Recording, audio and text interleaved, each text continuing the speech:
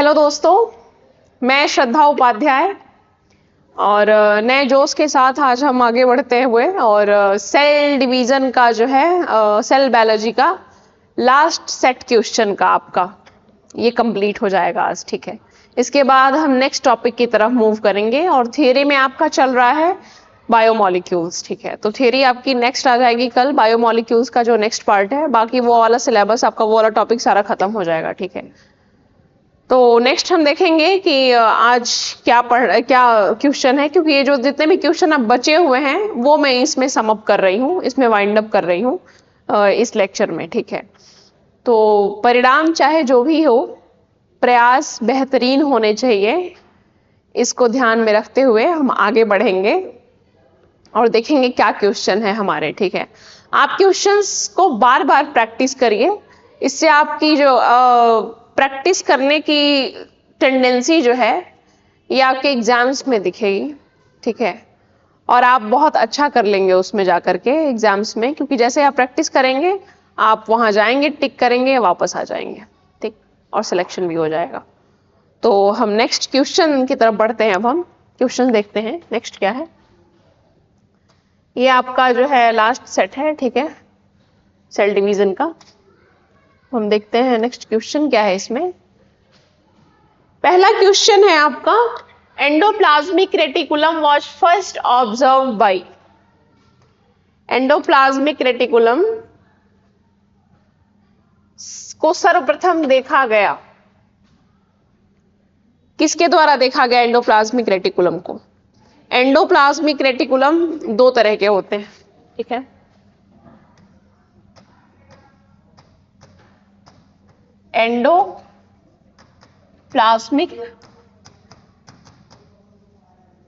Reticulum दो types के होते हैं, एक रफ एंडोप्लाज्मिक रेटिकुलम, एक हो गया स्मूथ एंडोप्लाज्मिक रेटिकुलम। ठीक है, जो रफ एंडोप्लाज्मिक रेटिकुलम है ये आप स्ट्रक्चर देखिए। ठीक है, ये आपका स्मूथ एंडोप्लाज्मिक रेटिकुलम हो गया। ठीक है, रफ पे क्या होता है, यहाँ पे राइबोसोम्स लगे होते हैं,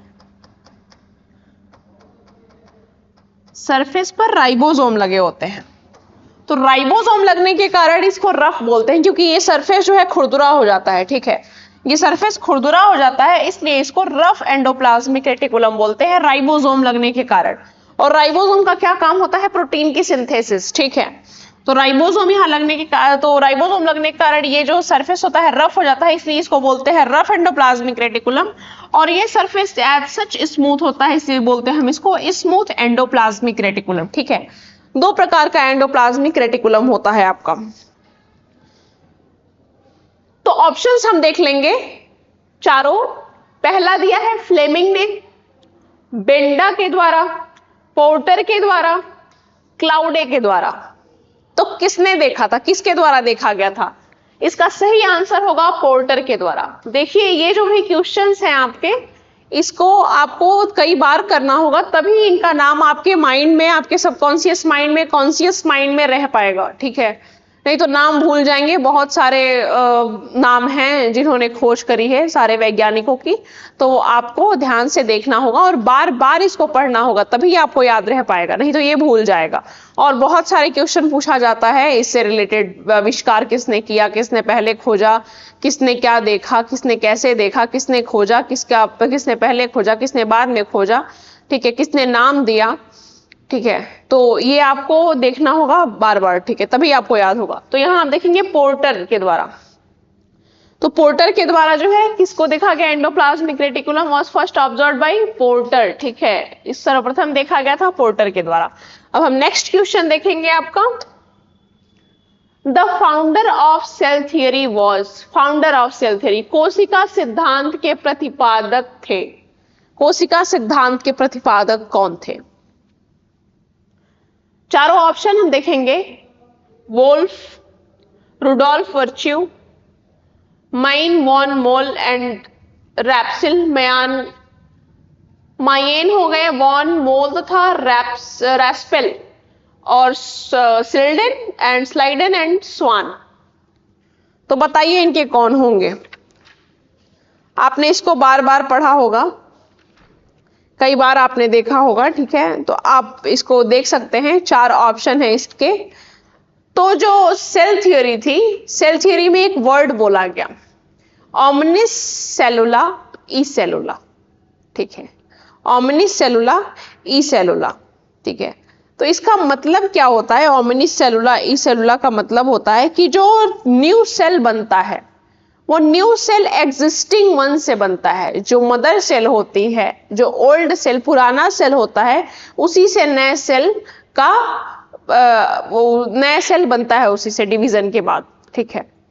तो ओमनिस ई सेलुला, सेलुला का मतलब, ओमनिस सेलुला ई सेलुला का मतलब यही होता है, ठीक है, इसका मतलब यही होता है, ठीक। तो आप इसमें देखेंगे कि दूसरा जो आपका क्वेश्चन है, ये आपका सेल्डन और स्वान ने इसको देखा था, ठीक है। सेल्डन और स्वान ने जो है कोशिका सिद्धांत को प्रतिपादित किया था। कोशिका सिद्धांत में बोला गया है कि ओमनिस सेलुला, ठीक है, यहां देखिए, ओमनिस सेलुला ई सेलुला, ठीक है। इसका मतलब ये होता है ओमनिस सेलुला ई सेलुला का कि new cell made from pre existing one, ठीक है, प्री एग्जिस्टिंग वन। जैसे आप देख लीजिए यहां पे, ये मान लीजिए एक्स सेल हो गया, ठीक है, तो इसका डिवीजन जब होगा तो नए सेल का उत्पत्ति होगा, ठीक है। तो ये जो नया सेल बन रहा है, ये पुराने वाले सेल से, मदर सेल से ही तो बन रहा है ना। तो इसका मतलब जो है, जो ये हो गया आपका ओल्ड सेल, ये हो गया आपका न्यू सेल, ठीक है, ये हो गया आपका न्यू सेल। तो ओल्ड सेल से ही न्यू सेल का फॉर्मेशन हो रहा है। तो इसका मतलब यही हुआ कि ओमनिस सेलुला ई सेलुला, ये कॉन्सेप्ट दिया गया जिसका मतलब होता है new cell made from pre existing one, ठीक है, प्री एग्जिस्टिंग वन, पुराने वाले सेल से नए सेल की उत्पत्ति हुई है। तो ये किसने दिया था? स्लाइडेन और स्वान ने। सेल थियरी को स्लाइडेन एंड स्वान ने दिया था, ठीक है। अब हम तीसरा देखेंगे क्वेश्चन आपका, third one. Schleiden and Schwann proposed, Schleiden और स्वान ने प्रस्तावित किया था। पहले आप अभी जस्ट सॉल्व किए इस क्वेश्चन को, तो आप चारों ऑप्शन देखेंगे इसमें कि phenomenon of Brownian movement, Brownian आंदोलन की घटना। दूसरा ऑप्शन है protoplasm is physical basis of life, protoplasm जीवन का भौतिक आधार है। तीसरा है सेल थियरी और सेल डॉक्ट्रिन, कोशिका सिद्धांत। चौथा है नन ऑफ द अबव, उपयुक्त में से कोई नहीं। तो आपको बखूबी याद है सेल थियरी और सेल डॉक्ट्रिन, सेल सिद्धांत जो है, कोशिका सिद्धांत स्लाइडेन और स्वान ने प्रस्तावित किया था। ये क्वेश्चन बहुत बार घुमा घुमा के जलेबी की तरह पूछा गया है, ठीक है। तो ये आप घुमा घुमा के ही मैं कराऊंगी यहाँ पे, ठीक है, उसका टेंशन ना लीजिए, जितना वो घुमाएंगे उतना मैं भी घुमा दूंगी इसको। तो यहाँ पे ऐसे आप याद कर लीजिए स्लाइडेन स्वान का सेल थ्योरी, ओमनिस सेलुला ई सेलुला। जैसे वो कहते हैं ना कश्मीर का, कि अब आप लोग इसको कमेंट करके बताइएगा कि कश्मीर का जो बोलते हैं कि हमीयस्तो हमीयस्तो हमीयस्तो, तो वैसे यहाँ पे ओमनिस सेलुला ई सेलुला को याद कर लीजिएगा, उसका यही होता है कंसेप्ट, ठीक है। नेक्स्ट क्वेश्चन देखेंगे। नेक्स्ट है कि who first time explained that cells are formed from pre existing cell. यही मैंने बताया, ओमनिस सेलुला ई सेलुला बार बार आ रहा है, तो रट ही जाएगा आपको। तो सबसे पहले किसने समझाया कि कोशिका की उत्पत्ति पूर्ववर्ती कोशिका से होती है, कोशिका की उत्पत्ति पूर्ववर्ती कोशिका से होती है, किसने समझाया? तो हम चारों ऑप्शन देखेंगे, रॉबर्ट ब्राउन, रॉबर्ट हुक, थॉर्डे स्वान, ठीक है, और रुडोल्फ वर्च्यू, रुडोल्फ वर्च्यू, ठीक है।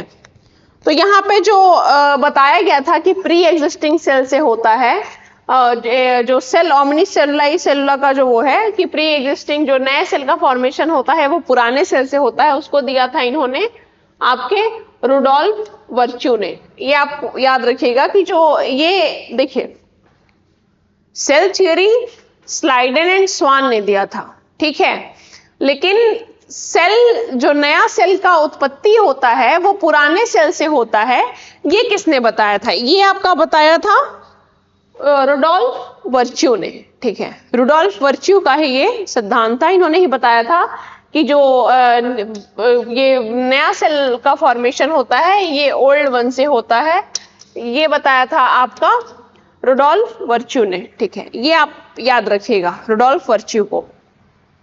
नेक्स्ट क्वेश्चन देखेंगे हम, which of the following scientist gave final touch of to cell theory? निम्न में से किस वैज्ञानिक ने कोशिका सिद्धांत को अंतिम रूप दिया? निम्न में से किस वैज्ञानिक ने कोशिका सिद्धांत को सेल थ्योरी को लास्ट टच अंतिम रूप दिया, स्वरूप दिया? तो चारों हम देखेंगे ऑप्शन, स्लाइडेन एंड स्वान, स्वामरंडम ने, ठीक है, रुडोल्फ वर्च्यू, रुडोल्फ विरकोव, यहां पे शायद देख लीजिएगा इसको, और लीवेनहॉक ने, ठीक है। तो इसको किसने दिया बताइए? Schleiden and Schwann, Schleiden and Schwann, Swammerdam और आपका रुडोल्फ विरकोव ने और लीवेनहॉक ने, किसने दिया था?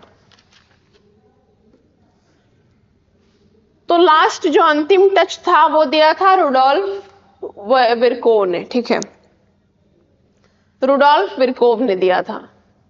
अंतिम टच जो है, लास्ट टच इन्होंने, फाइनल टच इन्होंने ही दिया था, अंतिम स्वरूप सेल थियरी का, रुडोल्फ विरकोव ने। नेक्स्ट हम क्वेश्चन देखेंगे, who discovered that all cells arises from pre existing cell by cell division? सभी कोशिकाओं का निर्माण कोशिका विभाजन द्वारा पूर्ववर्ती कोशिकाओं से होता है। अगेन वही क्वेश्चन आपका पूछ लिया गया घुमा करके, अगेन वही क्वेश्चन पूछ लिया गया आपका घुमा करके। तो आप बताइए, रुडोल्फ विरकोव, रॉबर्ट ब्राउन ने, टी स्वान ने और एम स्लाइडन ने, किसने दिया था? एम स्लाइडन ने, विरकोव ने, ठीक है, किसने दिया था बताइए इसको। तो इस आपने कई बार आप पढ़ चुके हैं, तीसरा क्वेश्चन तो ये सॉल्व ही कर रहे हैं आप इनके बारे में, रुडोल्फ वर्च्यू के बारे में। इन्होंने ही दिया था कि जो न्यू सेल की उत्पत्ति होती है वो पुराने मदर सेल से होती है। तो ये तीसरी बार क्वेश्चन आप एक ही सॉल्व कर रहे हैं, घुमा घुमा के जो पूछा गया है तो हम उसको घुमा घुमा के आपको करा रहे हैं। तो रुडोल्फ वर्च्यू ने दिया था। नेक्स्ट क्वेश्चन आप देखेंगे, the term plasma lemma was given by? Plasma lemma शब्द किसके द्वारा दिया गया था? चारों ऑप्शन हम इसमें देखेंगे, C Nageli and C Cramer, J Q Plowe, Danielli and Davson, Robertson. बताइए किसने दिया था?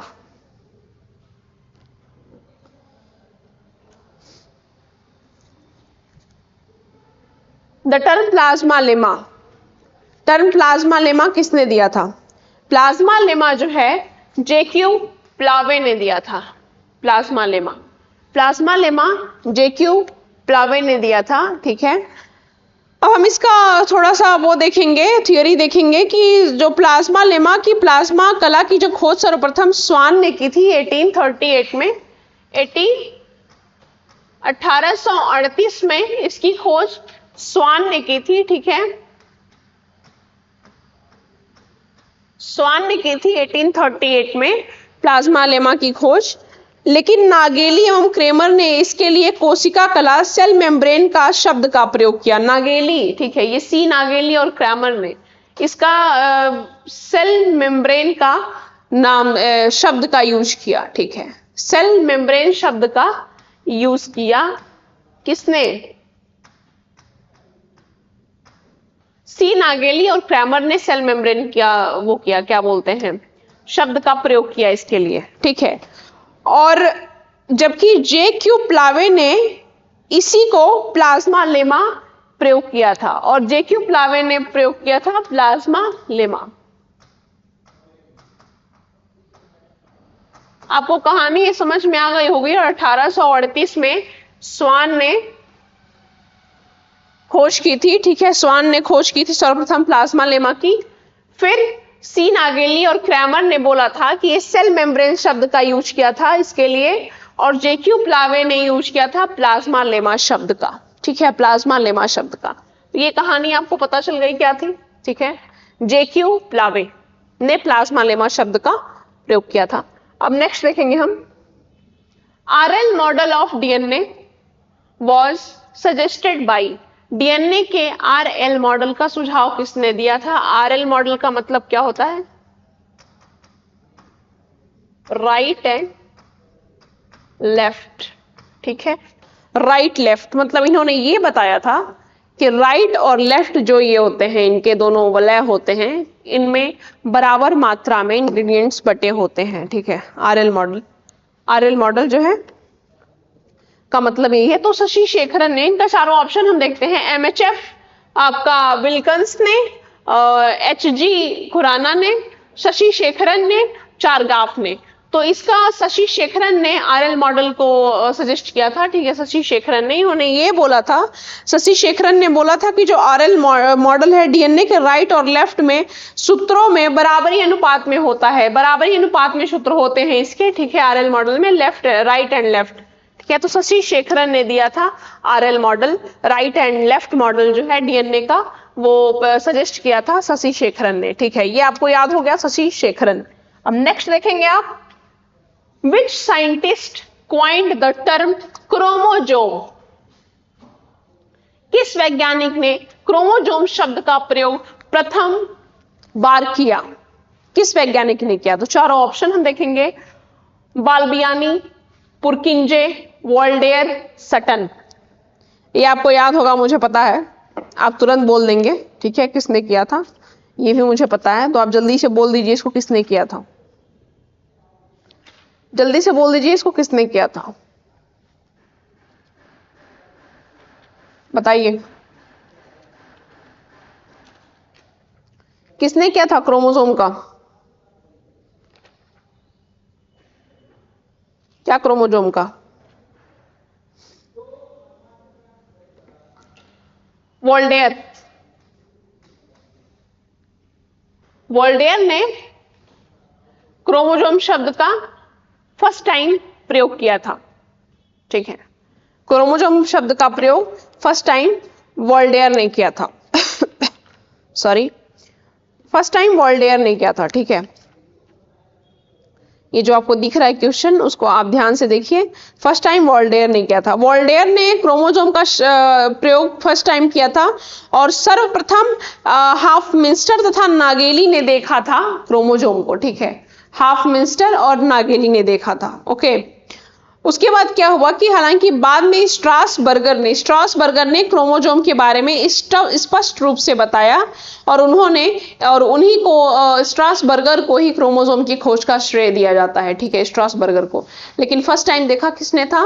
वॉल्डेयर ने, ठीक है। अब हम नेक्स्ट क्वेश्चन देखेंगे, The chromosomes as thread-like structure in nucleus was first described by, गुणसूत्र केंद्रक में एक धागे जैसी संरचना होती है, इसका वर्णन सर्वप्रथम किया था। चारों ऑप्शन देखेंगे हम, मेंडल ने, स्ट्रासबर्गर ने, डार्विन ने और लेवित्सकी ने। तो किसने किया था बताइए? अभी आपने देखा, अभी मैंने आपको बताया किसने किया था, ठीक है। तो स्ट्रासबर्गर ने किया था। स्ट्रासबर्गर ने ये बताया था कि क्रोमोसोम जो है थ्रेड लाइक स्ट्रक्चर, ये आपका हो गया न्यूक्लियस, इसमें थ्रेड लाइक स्ट्रक्चर ऐसे ऐसे पड़ा होता है, ठीक है, इसको बोलते हैं हम क्रोमोसोम थ्रेड लाइक स्ट्रक्चर ये सजेस्ट किया था स्ट्रॉसबर्गर ने, ठीक है। स्ट्रॉसबर्गर ने देखा था गुणसूत्र केंद्रक में धागे जैसी संरचना में के रूप में होते हैं, ठीक है। ये स्ट्रॉसबर्गर ने बोला था, ठीक। अब हम नेक्स्ट देखते हैं। Which of the following statement is not correct? निम्नलिखित में से कौन सा कथन सही नहीं है? चारों कथन हम पढ़ लेते हैं पहले। Cytoskeleton is present in eukaryotic sales, absent in prokaryotic cells, ठीक है। साइटोस्केलेटन यूकैरियोटिक कोशिकाओं में मौजूद होता है और प्रोकैरियोटिक कोशिकाओं में अनुपस्थित होता है। दूसरा देखेंगे, streaming endocytosis and exocytosis occurs only in eukaryotic cells. Streaming endocytosis और एक्सोसाइटोसिस केवल यूकैरियोटिक कोशिकाओं में होते हैं। तीसरा देखेंगे हम, circular DNA in cytosol and exocytosis occurs only in prokaryotic cell, none of the above. Cytosol और एक्सोसाइटोसिस में वृत्ताकार डीएनए केवल प्रोकैरियोटिक कोशिकाओं में होता है। और उसके बाद लास्ट देखेंगे, इनमें से कोई नहीं। तो इसका जो नॉट करेक्ट है ये है आपका A, cytoskeleton is present in eukaryotic cell and absent in prokaryotic cell. जी नहीं, साइटोस्केलेटन प्रोकैरियोटिक में भी पाया जाता है और यूकैरियोटिक दोनों में पाया जाता है, ठीक है। साइटोस्केलेटन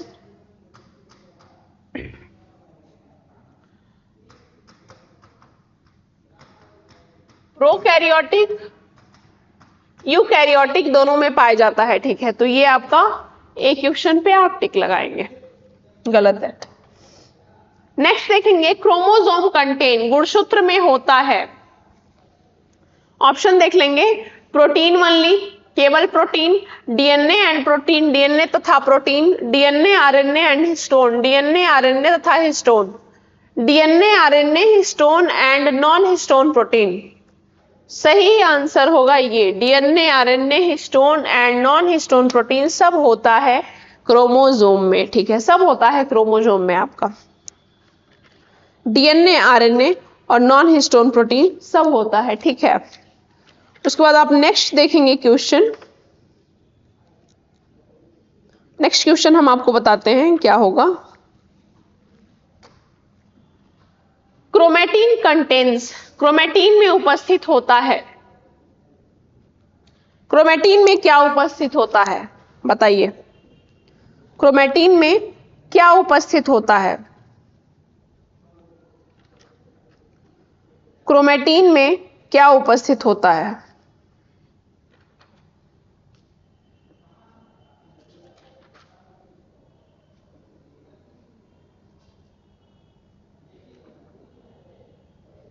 क्रोमैटिन में क्या उपस्थित होता है? हम सारे ऑप्शंस को देखेंगे, क्रोमैटिन में क्या उपस्थित होता है, ठीक है। तो ऑप्शंस आपके ये हैं कि DNA and RNA, RNA and histone, DNA and histone, DNA RNA histone, DNA RNA histone, ठीक है। तो आप बताइए मुझे कि क्या उपस्थित होता है, इसका सही आंसर क्या होगा? आप सही आंसर देखिए, इसका क्या होगा? इसका सही आंसर होगा आपका डीएनए आरएनए एंड हिस्टोन, ये तीनों पाया जाता है, ठीक है। क्रोमैटिन कंटेन्स, जो क्रोमैटिन तंतु होते हैं जो न्यूक्लियस में, क्रोमैटिन जिसको ये गुणसूत्र होते हैं आपके थ्रेड लाइक स्ट्रक्चर, उसमें पाया जाता है DNA RNA and histone chromatin में, ठीक है। अब नेक्स्ट हम देखेंगे आपका क्वेश्चन, ऑटोफेजिक वैक्यूल आर, ऑटोफेजिक वैक्यूल होते हैं। चारों ऑप्शन देखिए, लाइसोसोम, राइबोसोम, सेंट्रोसोम और आपका माइक्रोसोम। सही आंसर हो जाएगा लाइसोसोम। लाइसोसोम क्या बोलते हैं? ऑटोफेजिक। लाइसोसोम पॉलीमॉर्फिज्म शो करता है, ठीक है।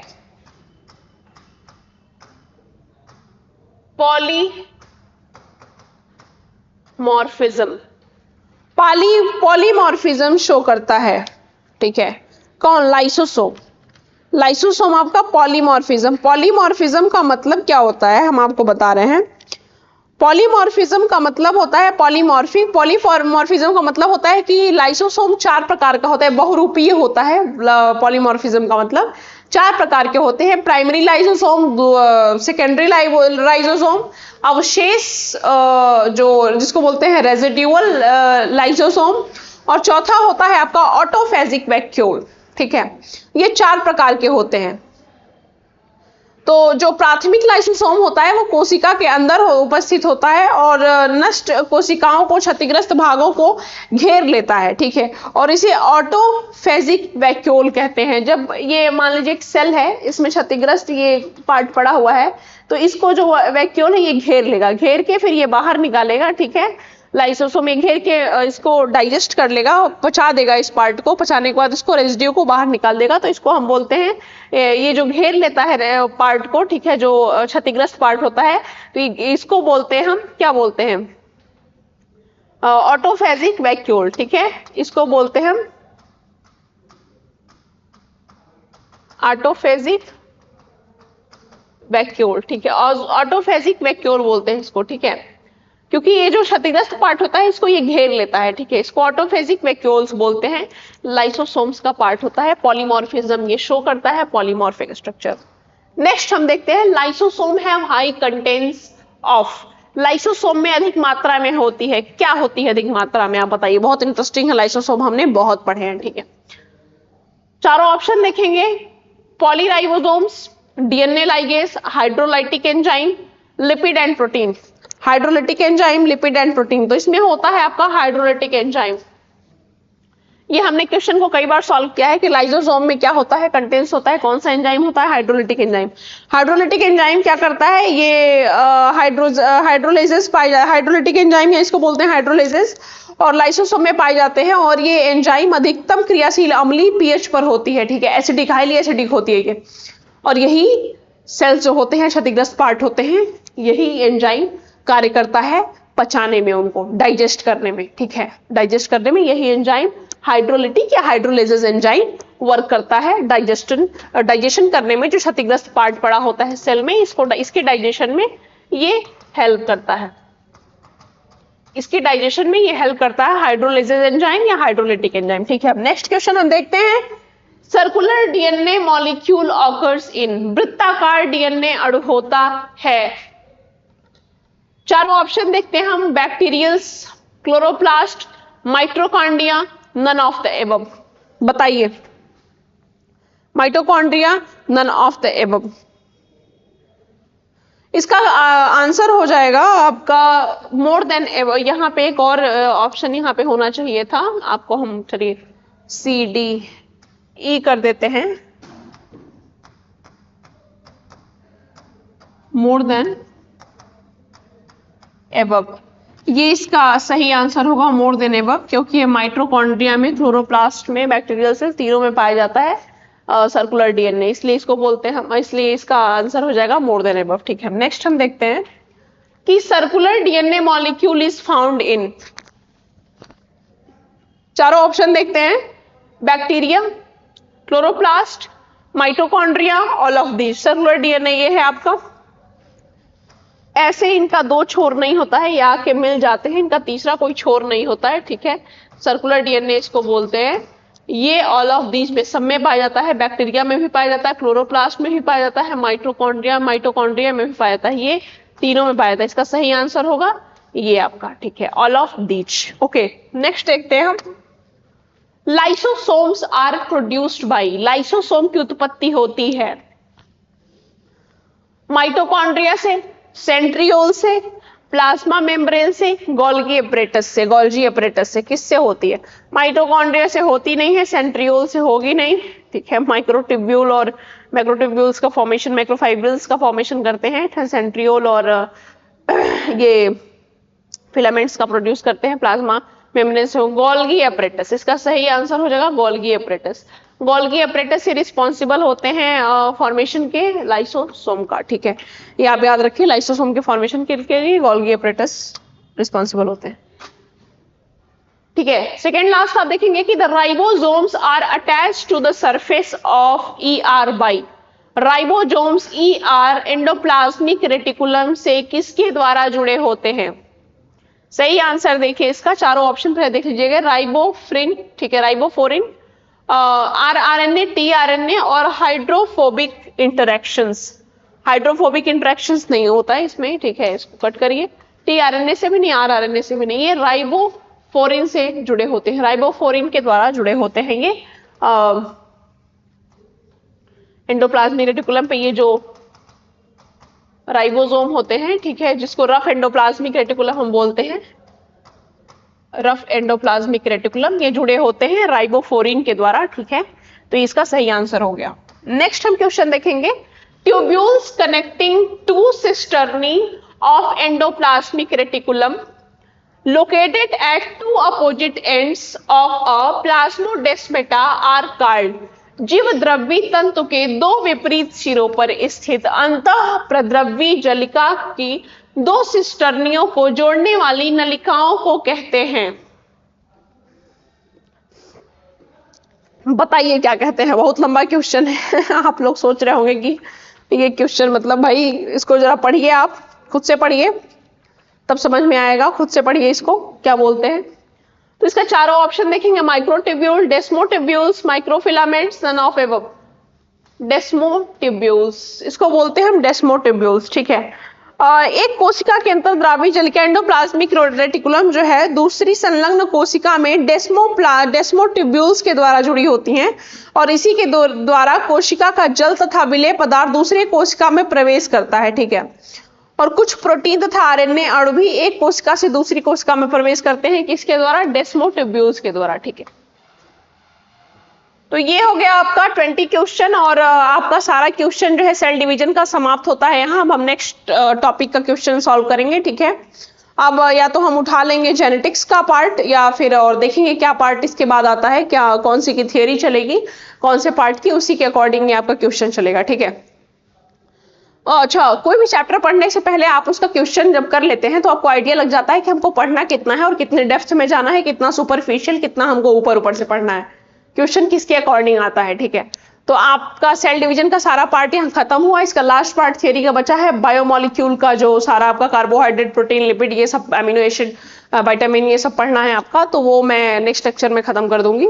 सो आप इसको क्वेश्चंस को सॉल्व करिएगा, ये वाला आप बार बार देखिएगा क्योंकि इसमें जो है सारे जो वैज्ञानिक है हमारे उनका नाम है और नाम बहुत कठिन होता है, रटते रटते हालत खराब हो जाती है हमें। तो हम बार बार सॉल्व करेंगे तो आपको रटने की जरूरत नहीं पड़ेगी, सबकॉन्शियस माइंड में चला जाता है, ठीक है।